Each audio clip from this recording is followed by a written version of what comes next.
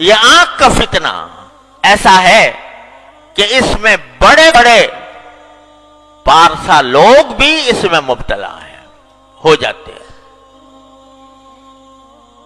ہر ایک شخص اپنے گریبان میں منہ ڈال کے دیکھ لے کہ میں آنکھ کا صحیح استعمال کر رہا ہوں، برا غلط کر رہا ہوں، تو نظر آئے گا کہ پتہ نہیں کس طرح، خاص طور سے جو آج کل یہ اسمارٹ فون کا سلسلہ شروع ہو گیا ہے، تو اس نے بے حیائی اور آنکھ کے غلط استعمال کا دروازہ چوپٹ کھول دیا۔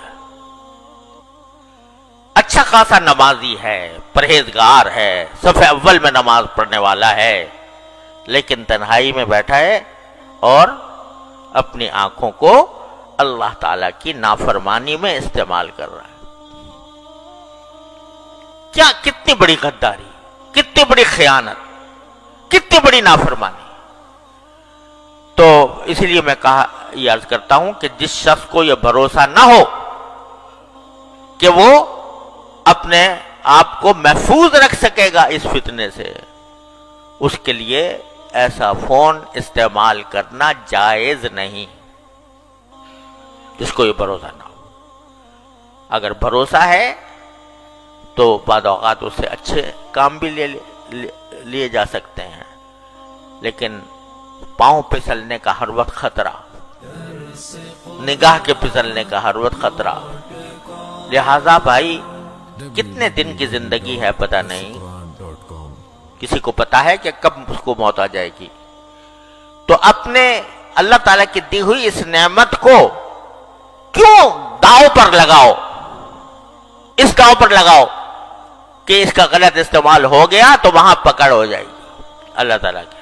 فاروق اعظم جیسا انسان جس کی تقوی و طہارت کی قسم دنیا کھاتی ہے، وہ جب یہ کہتا ہے کہ مجھے برابر سرابر چھوڑ جاؤں تو غنیمت ہے، تو ہما شما جو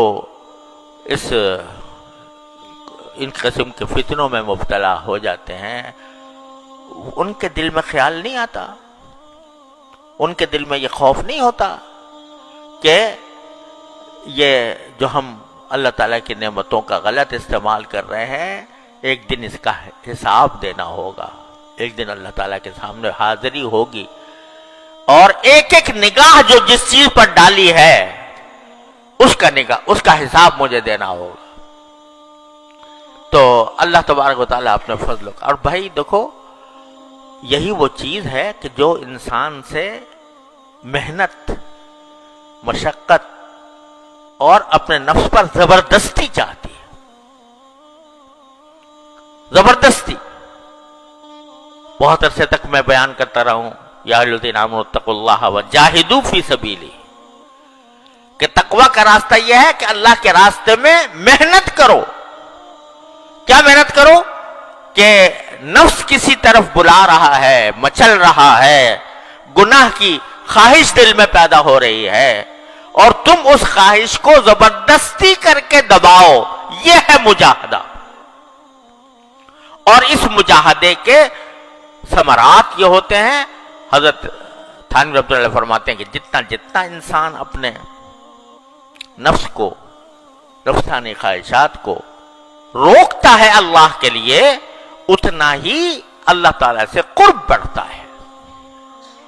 وَأَمَّا مَنْ خَافَ مَقَامَ رَبِّهِ وَنَهَى النَّفْسَ عَنِ الْهَوَىٰ فَإِنَّ الْجَنَّةَ هِيَ الْمَأْوَىٰ، جو اپنی خواہشات کو اللہ کے لیے روکتا ہے، دل تو مچل رہا ہے، بہت بے شک مچل رہا ہے، نفس بھی آمادہ کر رہا ہے، شیطان بھی آمادہ کر رہا ہے، لیکن مجھے یہ اللہ تعالیٰ کے سامنے جواب دینا ہے، اپنی ایک ایک نظر کا جواب دینا ہے۔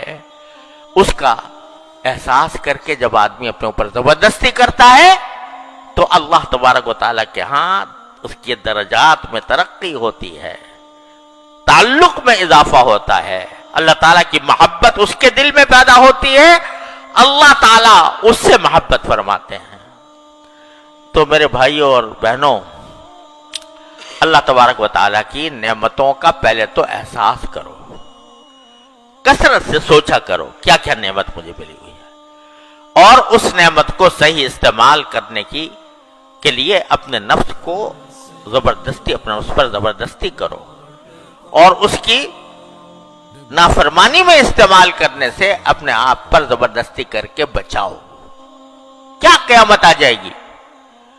ایک تو تنہائی کے اندر بیٹھے ہوئے دیکھ رہے ہو کچھ، اگر فرض کرو سمجھو کہ اس وقت تمہارا کوئی باپ آ جائے، تمہاری ماں آ جائے، تمہاری بہن آ جائے، تمہاری استاد آ جائے،